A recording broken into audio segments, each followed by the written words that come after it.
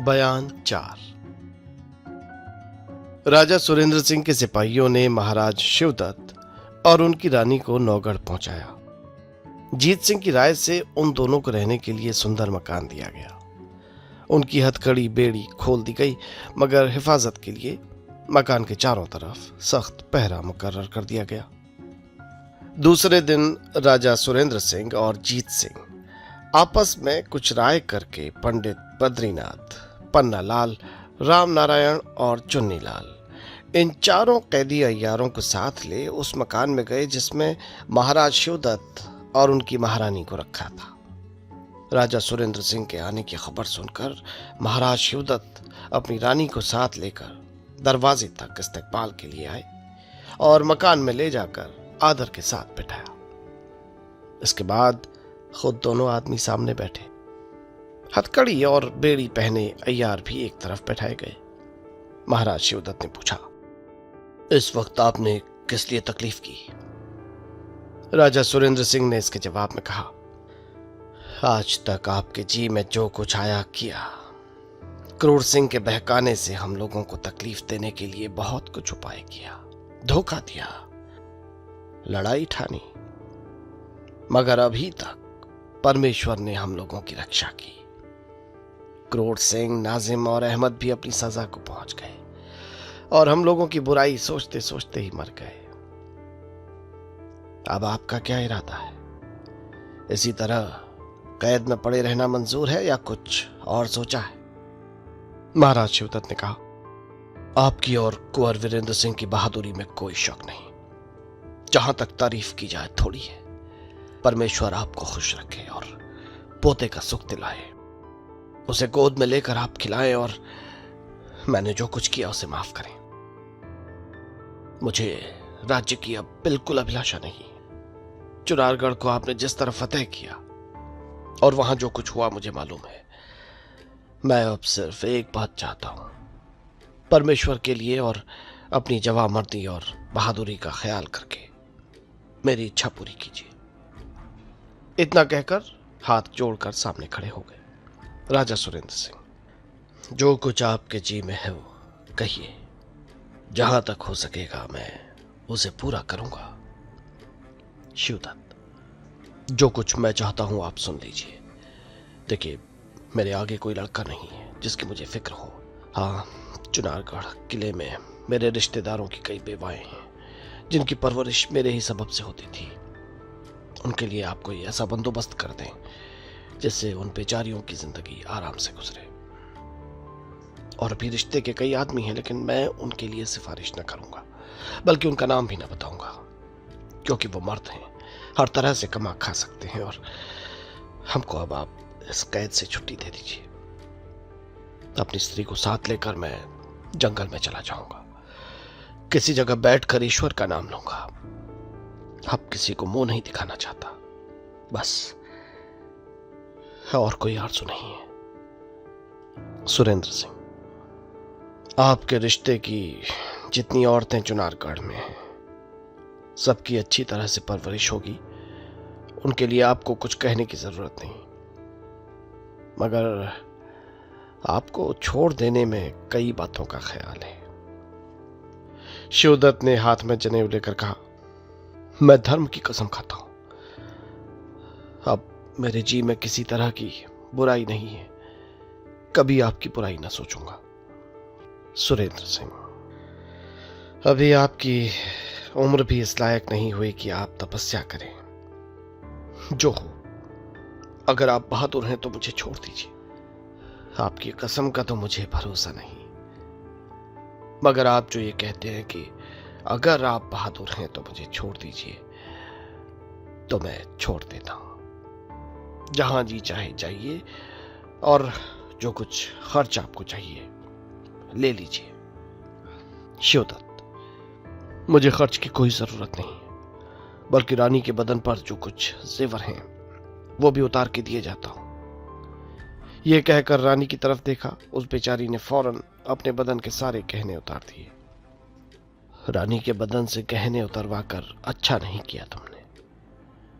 शिवदत्त, जब हम लोग जंगल में ही रहना चाहते हैं तो यह हत्या क्यों लिए जाए? क्या चोरों और डकैतों के हाथों से तकलीफ उठाने के लिए और रात भर सुख की नींद न सोने के लिए? सुरेंद्र सिंह थोड़ा उदास हुए, कहने लगे, देखो शिवदत्त सिंह, तुम हाल ही तक चुनारगढ़ की गद्दी के मालिक थे। आज तुम्हारा इस तरह से जाना मुझे बुरा मालूम होता है। चाहे तुम हमारे दुश्मन थे तो भी मुझको इस बेचारी तुम्हारी रानी पर दया आती है। मैंने तो तुम्हें छोड़ दिया, चाहे जहां जाओ, मगर एक दफा फिर कहता हूं, अगर तुम यहां रहना कबूल करो तो मेरे राज्य का कोई काम जो चाहो मैं खुशी से तुमको दे दूं। तुम यहीं रहो। नहीं महाराज, अब मैं यहां ना रहूंगा। मुझे छुट्टी दे दीजिए। इस मकान के चारों तरफ से पहरा हटा दीजिए। रात को जब मेरा जी चाहेगा मैं चला जाऊंगा। अच्छा, जैसी तुम्हारी मर्जी। महाराज शिवदत्त के चारों अय्यार चुपचाप बैठे बातें सुन रहे थे। बात खत्म होने पर, दोनों राजाओं के चुप हो जाने पर, महाराज शिवदत्त की तरफ देखकर पंडित बद्रीनाथ ने कहा, आप तो अब तपस्या करने जाते हैं, हम लोगों के लिए क्या हुक्म होता है? शिवदत्त, तुम लोगों के जी में जो आए वो करो, जहां चाहो जाओ। हमने अपनी तरफ से तुम लोगों को छुट्टी दे दी। बल्कि अच्छी बात हो कि तुम लोग कुंवर वीरेंद्र सिंह के साथ रहना पसंद करो, क्योंकि ऐसा बहादुर और धार्मिक राजा तुम लोगों को न मिलेगा। बद्रीनाथ, ईश्वर आपको कुशल रखे। आज से हम लोग कुंवर वीरेंद्र सिंह के हुए। आप अपने हाथों हम लोगों की हथकड़ी बेड़ी खोल दीजिए। महाराज शिवदत्त ने अपने हाथों से चारों अय्यारों की हथकड़ी बेड़ी खोल दी। राजा सुरेंद्र सिंह और जीत सिंह ने कुछ भी न कहा कि आप इनकी बेड़ी क्यों खोलते हैं। हथकड़ी बेड़ी खुलने के बाद चारों अय्यार राजा सुरेंद्र सिंह के पीछे जा खड़े हुए। जीत सिंह ने कहा, अभी एक दफा चारों अय्यार मेरे सामने आइए, फिर वहां जाकर खड़े हो जाइए। पहले अपनी मामूली रस्म तो अदा कर लीजिए। मुस्कुराते हुए पंडित बद्रीनाथ, पन्नालाल, रामनारायण और चुन्नीलाल जीत सिंह के सामने आए और बिना कहे जनेऊ और अय्यारी का बटुआ हाथ में लेकर कसम खाकर बोले, आज से मैं राजा सुरेंद्र सिंह और उनके खानदान का नौकर हुआ। ईमानदारी और मेहनत से अपना काम किया करूंगा। तेज सिंह, देवी सिंह और ज्योतिषी जी को अपना भाई समझूंगा। बस अब तो रस्म पूरी हो गई, बस कुछ और नहीं। इतना कहकर जीत सिंह ने चारों को गले से लगा लिया। फिर ये चारों अय्यार राजा सुरेंद्र सिंह के पीछे जा खड़े हुए। राजा सुरेंद्र सिंह ने महाराज शिवदत्त से कहा, अच्छा शिवदत्त सिंह, अब मैं विदा होता हूं। पहरा अभी उठाता हूं, रात को जब जी चाहे चले जाना, मगर आओ गले तो मिल लें।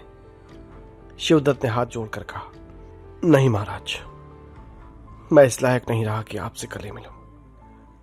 नहीं, जरूर ऐसा करना होगा, कहकर सुरेंद्र सिंह ने शिवदत्त को जबरदस्ती गले लगा लिया और उदास मुख से विदा हो अपने महल की तरफ रवाना हुए। मकान के चारों तरफ के पहरे उठाते गए। जीत सिंह, बद्रीनाथ, पन्नालाल, रामनारायण और चुन्नीलाल को साथ लिए राजा सुरेंद्र सिंह अपने दीवान खाने में जाकर बैठे। घंटों तक महाराज शिवदत्त के बारे में अफसोस भरी बातचीत होती रही। मौका पाकर जीत सिंह ने अर्ज किया, अब तो हमारे दरबार में 4 और अय्यार हो गए हैं, जिसकी बहुत ही खुशी है।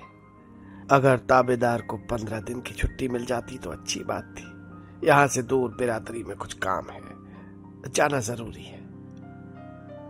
सुरेंद्र सिंह, जीत सिंह, इधर 1-1, 2-2 रोज की कई दफा तुम छुट्टी ले चुके हो। जी हां महाराज, घर में ही कुछ काम था, मगर अब की तो दूर जाना है, इसलिए 15 दिन की छुट्टी मांगता हूं।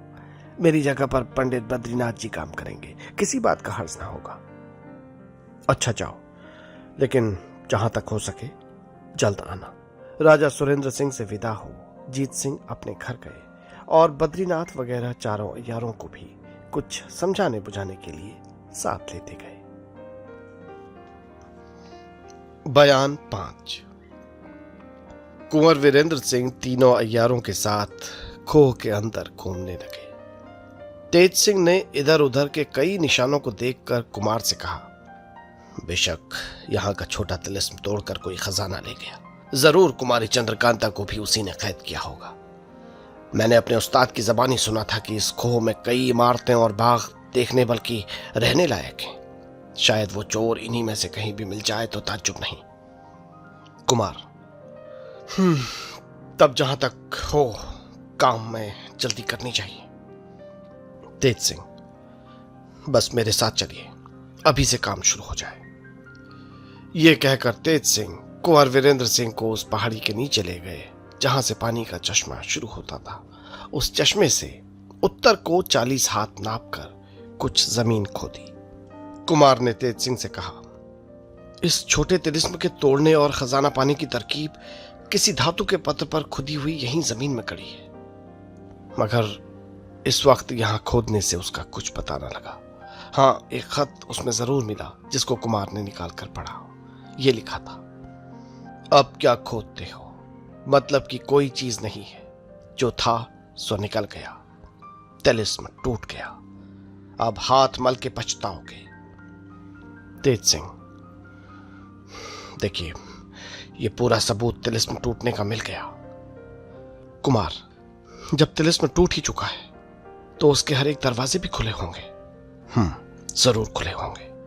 ये कहकर तेज सिंह पहाड़ियों पर चढ़ाते घुमाते फिराते कुमार को एक गुफा के पास ले गए जिसमें सिर्फ एक आदमी के जाने लायक राह थी।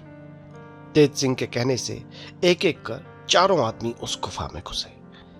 भीतर कुछ दूर जाकर खुला सी जगह मिली, यहां तक कि चारों आदमी खड़े होकर चलने लगे, मगर टटोलते हुए, क्योंकि बिल्कुल अंधेरा था, हाथ तक नहीं दिखाई देता था।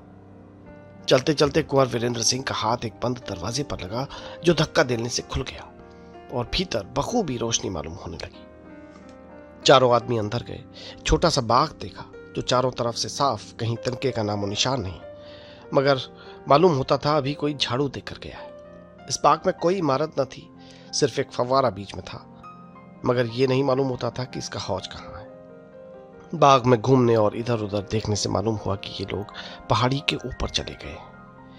जब फव्वारे के पास पहुंचे तो एक बात ताज्जुब की दिखाई पड़ी। उस जगह जमीन पर जनाने हाथ का एक जोड़ा कंगन नजर पड़ा, जिसे देखते ही कुमार ने पहचान लिया कि कुमारी चंद्रकांता के हाथ का है। झट उठा लिया, आंखों से आंसू की बूंदें टपकने लगी। तेज सिंह से पूछा, ये कंगन यहां क्यों कर पहुंचा, इसके बारे में ख्याल किया जाए। तेज सिंह कुछ जवाब देना ही चाहते थे कि उनकी निगाह एक कागज पर जा पड़ी जो उसी जगह खत की तरह मोड़ा हुआ पड़ा था। जल्दी से उठा लिया, खोलकर पढ़ा। यह लिखा था, बड़ी होशियारी से जाना, अय्यार लोग पीछा करेंगे, ऐसा ना हो कि पता लग जाए, नहीं तो तुम्हारा और कुमार दोनों का बड़ा भारी नुकसान होगा। अगर मौका मिला तो कल आऊंगी। लिखने वाली वही। इस पुर्जे को पढ़कर तेज सिंह किसी सोच में पड़ गए। देर तक चुपचाप खड़े न जाने क्या विचार करते रहे। आखिर कुमार से ना रहा गया, पूछा, क्यों तेज सिंह, क्या सोच रहे हो, इस खत में क्या लिखा है। तेज सिंह ने वो खत कुमार के हाथ में दे दी। वो भी पढ़कर हैरान हुए, बोले, इसमें जो कुछ लिखा है उस पर गौर करने से तो मालूम होता है कि हमारे और वनकन्या के मामले में ही कुछ है, मगर किसने लिखा ये पता नहीं लगता। तेज सिंह, आपका कहना ठीक है, पर मैं एक बात और सोच रहा हूं जो इससे भी ज्यादा ताज्जुब की है। वो क्या?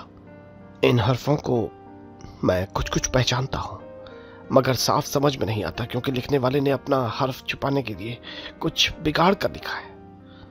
कुमार, खैर इस खत को रख छोड़ो, कभी न कभी कुछ पता लग ही जाएगा। अब आगे का काम करो। फिर ये लोग घूमने लगे। बाग के कोने में इन लोगों को छोटी छोटी 4 खिड़कियां नजर आई जो एक के साथ एक बराबर बनी हुई थी। पहले चारों आदमी बाईं तरफ खिड़की में घुसे। थोड़ा दूर जाकर दरवाजा मिला जिसके आगे जाने की बिल्कुल राह न थी, क्योंकि नीचे बेढब खतरनाक पहाड़ी दिखाई देती थी। इधर उधर देखने और खूब गौर करने पर मालूम हुआ कि ये वही दरवाजा है जिसको इशारे से उस योगी ने तेज सिंह को दिखाया था। इस जगह से वो दालान बहुत साफ दिखाई देता था। जिसमें कुमारी चंद्रकांता और चपला बहुत दिनों तक बेबस पड़ी थी। ये लोग वापस होकर फिर उसी बाग में चले आए और उसके बगल वाली दूसरी खिड़की में घुसे जो बहुत अंधेरी थी। कुछ दूर जाने पर उजाला नजर पड़ा, बल्कि हद तक पहुंचने पर एक बड़ा सा फाटक खुला मिला, जिससे बाहर होकर ये चारों आदमी खड़े रहे और चारों ओर निगाहें दौड़ाने लगे। लंबे चौड़े मैदान के सिवाय और कुछ नजर न आया। तेज सिंह ने चाहा कि घूमकर इस मैदान का हाल मालूम करें, मगर कई सबबों से वो ऐसा न कर सके। एक तो धूप कड़ी थी, दूसरे कुमार ने घूमने की राय न दी और कहा फिर जब मौका होगा तो देख लेंगे। इस वक्त तीसरी और चौथी खिड़की में चलकर देखना चाहिए कि क्या है। चारों आदमी लौट गए और तीसरी खिड़की में घुसे। एक बाग में पहुंचते ही देखा वनकन्या कई सखियों को लिए घूम रही है, लेकिन कुंवर वीरेंद्र सिंह वगैरह को देखते ही तेजी के साथ बाग के कोने में जाकर गायब हो गई। चारों आदमियों ने उसका पीछा किया और घूम घूम कर तलाश भी किया, मगर कहीं कुछ पता न लगा। हाँ, जिस कोने में वो जाकर गायब हुई थी वहां जाने पर एक बंद दरवाजा जरूर देखा, जिसके खोलने की बहुत तरकीब की, मगर वो खुला नहीं। उस बाग के एक तरफ छोटी सी बारादरी थी। लाचार होकर अय्यारों के साथ कुंवर वीरेंद्र सिंह उस बारादरी में बैठकर सोचने लगे कि ये वनकन्या यहाँ कैसे आई, क्या उसके रहने का यही ठिकाना है? फिर हम लोगों को देखकर क्यों भाग गई? क्यों अभी हमसे मिलना उसे मंजूर नहीं? इन सब बातों को सोचते सोचते शाम हो गई, मगर किसी की अक्ल ने कुछ काम न किया। इस बाग में मेवों के बहुत दरख्त थे। एक छोटा सा चश्मा भी था। चारों आदमियों ने मेवों से अपना पेट भरा और चश्मे का पानी पीकर उसी बारादरी में जमीन पर लेट गए। ये राय ठहरी कि रात को इसी बारादरी में गुजारा करेंगे, सवेरे जो कुछ होगा देखा जाएगा। देवी सिंह ने अपने बटुए में से सामान निकालकर चिराग जलाया। इसके बाद बैठकर आपस में बातें करने लगे।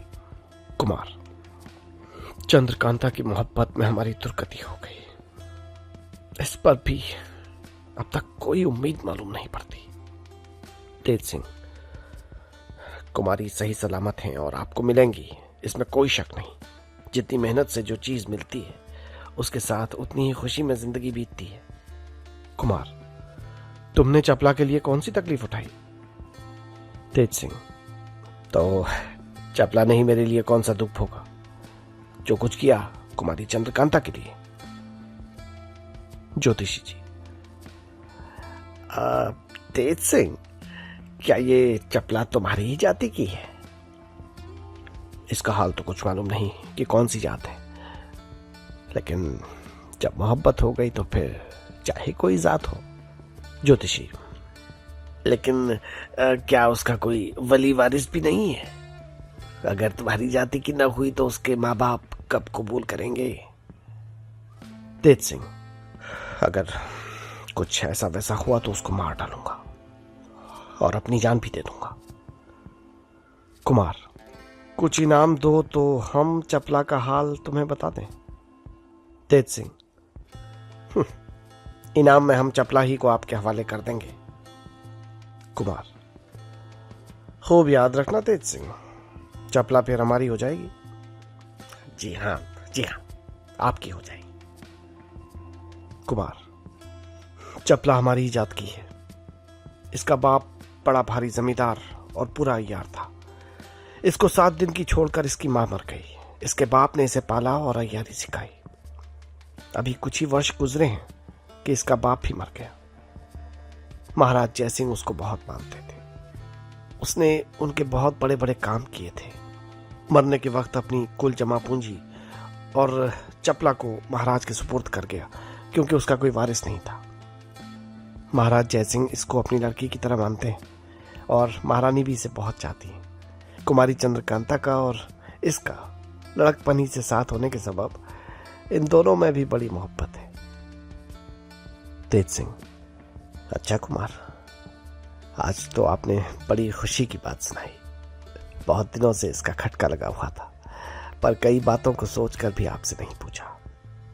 भला ये बातें आपको कैसे मालूम हुई? खास चंद्रकांता की जुबानी? तब तो बहुत ठीक है। तमाम रात बातचीत में गुजर गई। किसी को नींद ना आई। सवेरे ही उठकर जरूरी कामों से छुट्टी पाकर उसी चश्मे में नहाकर संध्या पूजा की और कुछ मेवा खा। जिस राह से उस बाग में गए थे उसी राह से लौट आए और चौथी खिड़की के अंदर क्या है ये देखने के लिए उसमें घुसे। उसमें भी जाकर एक हरा भरा बाग देखा जिसे देखते ही कुमार चौंक पड़े। बयान 6। तेज सिंह ने कुंवर वीरेंद्र सिंह से पूछा, आप इस बाग को देखकर चौंके क्यों? इसमें कौन सी अद्भुत चीज पर आपकी नजर पड़ी? कुमार, मैं इस बाग को पहचान गया। आपने इसे कब देखा था? ये वही बाग है जिसमें मैं लश्कर से लाया गया था। इसी में मेरी आंख खुली थी। इसी बाग में जब आंखें खुली तो कुमारी चंद्रकांता की तस्वीर देखी थी और इसी बाग में खाना भी मिला था जिसे खाते ही मैं बेहोश होकर दूसरे बाग में पहुंचाया गया था। वो देखो, सामने वो छोटा सा तालाब है जिसमें मैंने स्नान किया था। दोनों तरफ 2 जामुन के पेड़ कैसे ऊंचे दिखाई दे रहे हैं। तेज सिंह, हम भी इस बाग की सैर कर लेते तो बेहतर था। कुमार, चलो घूमो। मैं ख्याल करता हूं कि उस कमरे का दरवाजा भी खुला होगा जिसमें कुमारी चंद्रकांता की तस्वीर देखी थी। चारों आदमी बाग में घूमने लगे। कमरे के दरवाजे खुले हुए थे। जो चीजें पहले कुमार ने देखी थी आज भी नजर पड़ी। सफाई भी अच्छी थी। किसी जगह गर्द या कतवार का नामो निशान न था।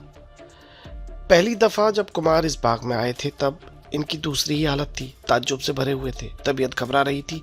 कई बातों का सोच घेरे हुए था, इसलिए इस बाग की पूरी तरह से सैर नहीं कर सके थे। पर आज अपने अय्यारों के साथ हैं। किसी बात की फिक्र नहीं, बल्कि बहुत से अरमानों के पूरा होने की उम्मीद बन रही है। खुशी खुशी अय्यारों के साथ घूमने लगी। आज इस बाग की कोई कोठरी, कोई कमरा, कोई दरवाजा बंद नहीं है।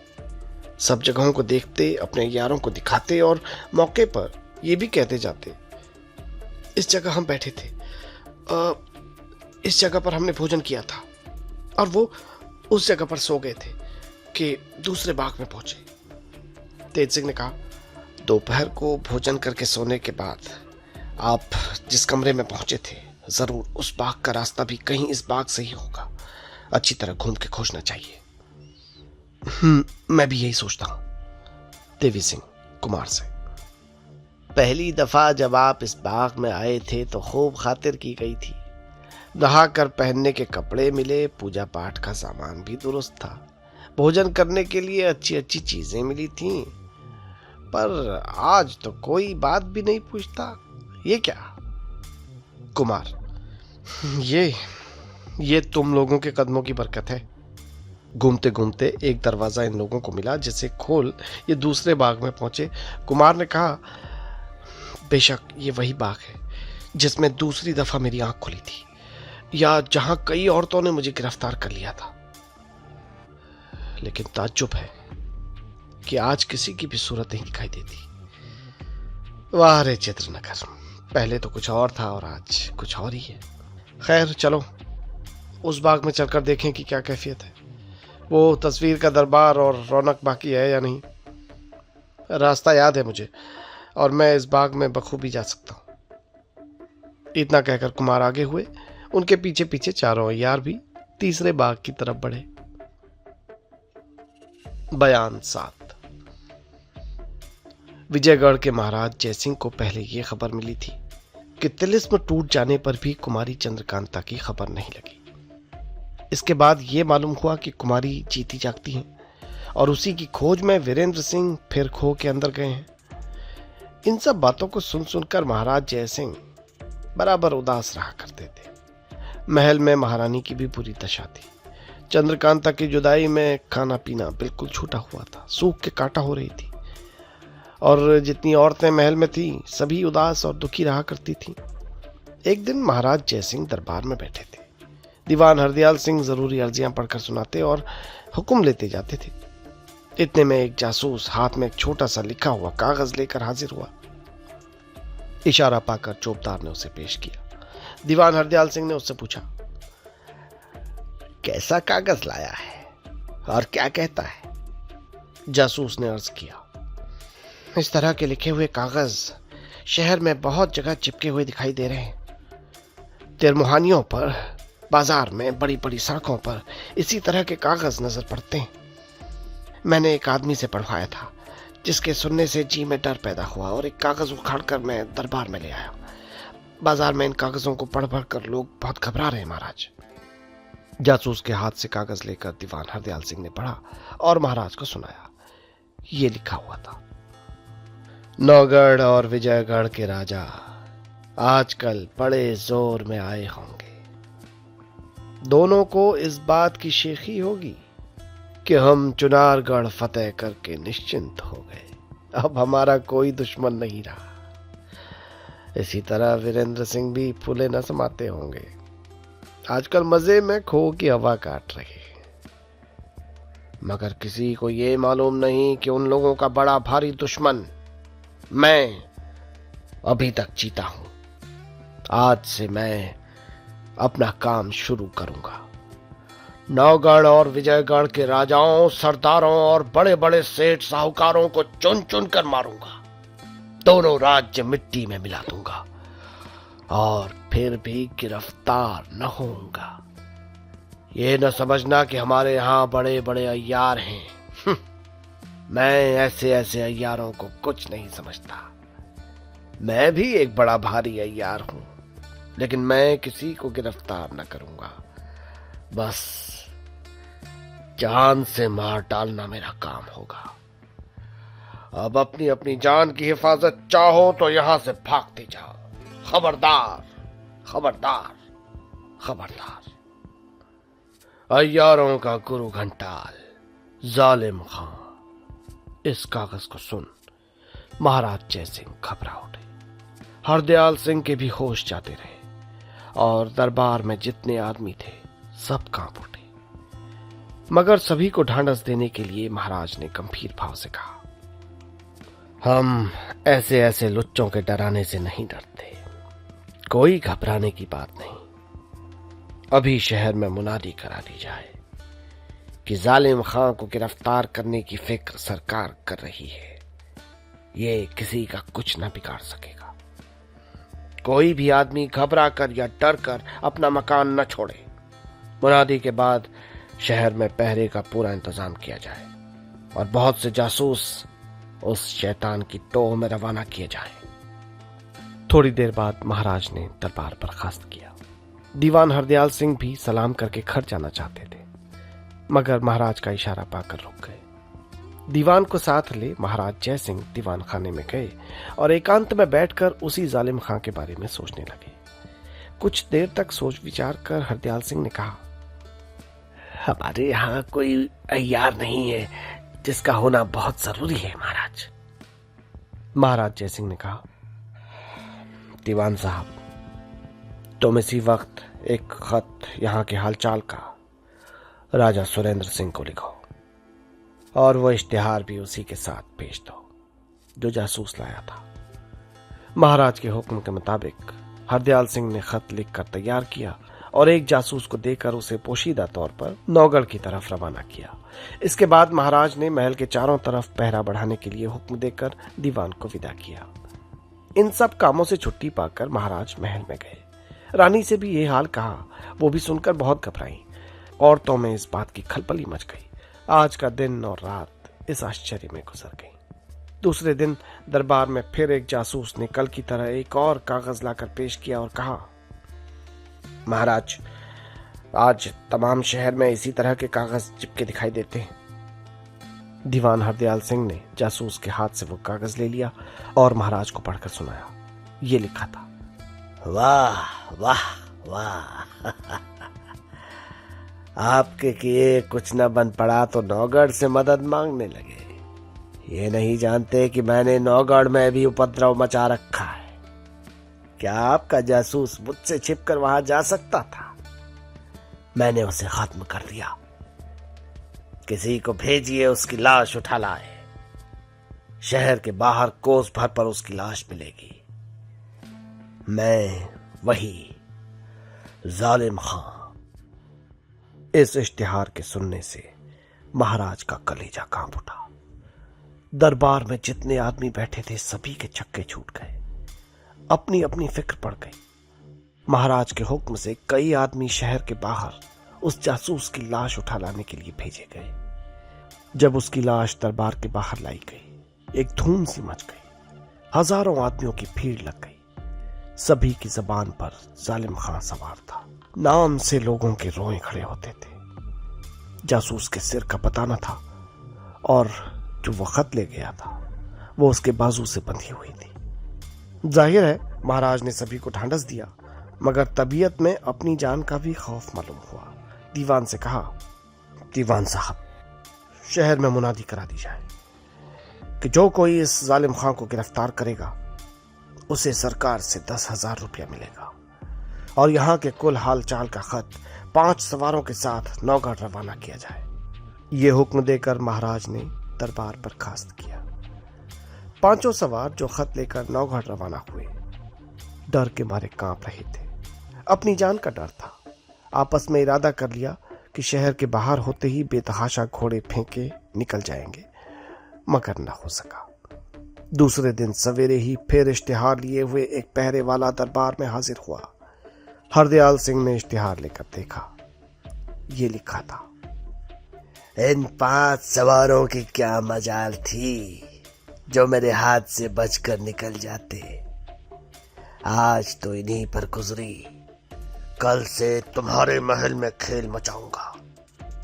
लो अब खूब संभल कर रहना। तुमने ये मुनादी कराई है कि जालिम खां को गिरफ्तार करने वाला 10,000 इनाम पाएगा। मैं भी कह देता हूं कि जो कोई मुझे गिरफ्तार करेगा उसे 20,000 इनाम दूंगा। वही जालिम खां। आज का इश्तिहार पढ़ने से लोगों की क्या स्थिति हुई वो ही जानते होंगे। महाराज के तो होश उड़ गए। उनको अब उम्मीद न रही कि हमारी खबर नौगढ़ पहुंचेगी। एक खत के साथ पूरी पलटन को भेजना ये भी जवामर्दी से दूर था। सिवाय इसके जासूसों ने यह खबर सुनाई कि जालिम खां के खौफ से शहर कांप रहा है। ताज्जुब नहीं कि 2 या 3 दिन में तमाम रियाया शहर खाली कर दे। ये सुनकर और भी तबीयत घबरा उठी। महाराज ने कई आदमी उन सवारों की लाशों को लाने के लिए रवाना किए। वहां जाते उन लोगों की भी जान कांपती थी, मगर हाकिम का हुक्म था, क्या करते, लाचार जाना पड़ता था। 5 आदमियों की लाशें लाई गई। उन सभी के सिर कटे हुए न थे। मालूम होता था फांसी लगाकर जान ली गई है, क्योंकि गर्दन में रस्से के दाग थे। इस कैफियत को देखकर महाराज हैरान हो चुपचाप बैठे थे। कुछ अक्ल काम नहीं करती थी। इतने में सामने से पंडित बद्रीनाथ आते दिखाई दिए। आज पंडित बद्रीनाथ का ठाठ देखने लायक था। पोर पोर से फुर्तीलापन झलक रहा था। अय्यारी के पूरे ठाठ से सजे थे, बल्कि उससे फाजिल तीर कमान लगाए, चुस्त जांघियां कसे, बटुआ और खंजर कमर से, कमंद पीठ पर लगाए, पत्थरों की झोली गले में लटकती हुई, छोटा सा डंडा हाथ में लिए कचहरी में आ मौजूद हुए। महाराज को यह खबर पहले ही लग चुकी थी कि राजा शिवदत्त अपनी रानी को लेकर तपस्या करने के लिए जंगल की तरफ चले गए और पंडित बद्रीनाथ, पन्नालाल वगैरह सब अय्यार राजा सुरेंद्र सिंह के साथ हो गए। ऐसे वक्त में पंडित बद्रीनाथ का पहुंचना महाराज के वास्ते ऐसा हुआ जैसे मरे हुए पर अमृत बरसाना। देखते ही खुश हो गए। प्रणाम करके बैठने का इशारा किया। बद्रीनाथ आशीर्वाद देकर बैठ गए। जय सिंह, आज आप बड़े मौके पर पहुंचे। बद्रीनाथ, जी हाँ, अब आप कोई चिंता न करें। 2-1 दिन में जालिम खां को गिरफ्तार कर लूंगा। आपको जालिम खां की खबर कैसे लगी? बद्रीनाथ, इसकी खबर तो नौगढ़ में ही लग गई थी, जिसका खुलासा हाल दूसरे वक्त कहूंगा। यहां पहुंचने पर शहर वालों को मैंने बहुत उदास और डर के मारे कांपते देखा। रास्ते में जो भी मिलता था उसे बराबर ढांढस देता था कि घबराओ मत, मैं आ पहुंचा हूं। बाकी हाल एकांत में कहूंगा और जो कुछ काम करना होगा उसकी राय भी दूसरे वक्त एकांत में ही आपके और दीवान हरदयाल सिंह के सामने पक्की होगी, क्योंकि मैंने अभी तक स्नान पूजा कुछ भी नहीं किया है। इससे छुट्टी पाकर तब कोई काम करूंगा। अब महाराज जय सिंह के चेहरे पर खुशी दिखाई देने लगी। दीवान हरदयाल सिंह को हुक्म दिया, आप पंडित बद्रीनाथ को अपने मकान में उतारिए और इनके आराम की कुल चीजों का बंदोबस्त कर दीजिए, जिससे किसी बात की तकलीफ ना हो। मैं भी अब उठता हूं। बद्रीनाथ, अब महाराज शाम को आपके दर्शन कहाँ होंगे, क्योंकि उसी वक्त मेरी बातचीत होगी। जयसिंह, पंडित बद्रीनाथ, जिस वक्त चाहो मुझसे मुलाकात कर सकते हो। महाराज जयसिंह ने दरबार बर्खास्त किया। पंडित बद्रीनाथ को साथ लेकर दीवान हरदयाल सिंह अपने मकान पर आए और उनकी जरूरत की चीजों का पूरा इंतजाम कर दिया। जो कुछ दिन बाकी था पंडित बद्रीनाथ ने जालिम खां के गिरफ्तार होने की तरकीब में गुजारा। शाम के वक्त दीवान हरदयाल सिंह को साथ ले महाराज जयसिंह से मिलने गए। मालूम हुआ कि महाराज बाग की सैर कर रहे हैं। वो दोनों बाग में गए। उस वक्त वहां महाराज के पास बहुत से आदमी थे। पंडित बद्रीनाथ के आते ही वो लोग विदा कर दिए गए। सिर्फ बद्रीनाथ और हरदयाल सिंह महाराज के पास रह गए। पहले कुछ देर तक चुनारगढ़ के राजा शिवदत्त के बारे में बातचीत होती रही। इसके बाद महाराज ने पूछा, नौगढ़ में जालिम खां की खबर कैसे पहुंची? बद्रीनाथ, महाराज नौगढ़ में भी इसी तरह के इश्तिहार चिपकाए, जिनके पढ़ने से मालूम हुआ कि विजयगढ़ में वो उपद्रव मचाएगा। इसलिए हमारे महाराज ने मुझे यहाँ भेजा है। महाराज, इस दुष्ट जालिम खां ने वहां तो किसी की जान न ली? नहीं, वहां अभी तक उसका दांव नहीं लगा। यार लोग भी बड़ी मुस्तैदी से उसकी गिरफ्तारी की फिक्र में लगे हुए हैं। यहाँ तो इसने बहुत खून किए। शहर में आते ही मुझे इसकी खबर लग चुकी है। खैर, देखा जाएगा। अगर ज्योतिषी जी को भी साथ ले आते तो उनके रमल की मदद से बहुत जल्द गिरफ्तार हो जाता। महाराज, जरा इसकी बहादुरी की तरफ ख्याल कीजिए कि इश्तिहार देकर डग्गे की चोट पर काम कर रहा है। ऐसे शख्स की गिरफ्तारी भी उसी तरह होनी चाहिए। ज्योतिषी जी की मदद की इसमें क्या जरूरत है? खैर, देखें वो कैसे गिरफ्तार होता है। शहर भर उसके खौफ से कांप रहा है। घबराइए नहीं महाराज, सुबह शाम मैं किसी न किसी को गिरफ्तार करता हूं। क्या वे लोग कई आदमी हैं? हाँ, जरूर कई आदमी होंगे। यहाँ से नौगढ़ तक की खबर रखे और दूसरी तरफ नुकसान पहुंचाने की भी नियत करे। ये अकेले का काम नहीं। अच्छा, जो चाहो सो करो। तुम्हारे आ जाने से बहुत कुछ ढांढस हो गई, नहीं तो बड़ी फिक्र लगी हुई थी। महाराज, अब मैं रुखसत होऊंगा, बहुत कुछ काम करना है। हरदयाल सिंह, क्या आप डेरे की तरफ नहीं जाएंगे? बद्रीनाथ, कोई जरूरत नहीं, मैं पूरे बंदोबस्त से आया हूं। जिधर जी चाहेगा चल दूंगा। कुछ रात जा चुकी थी जब महाराज से विदा हो बद्रीनाथ जालिम खां की टोह में रवाना हुए।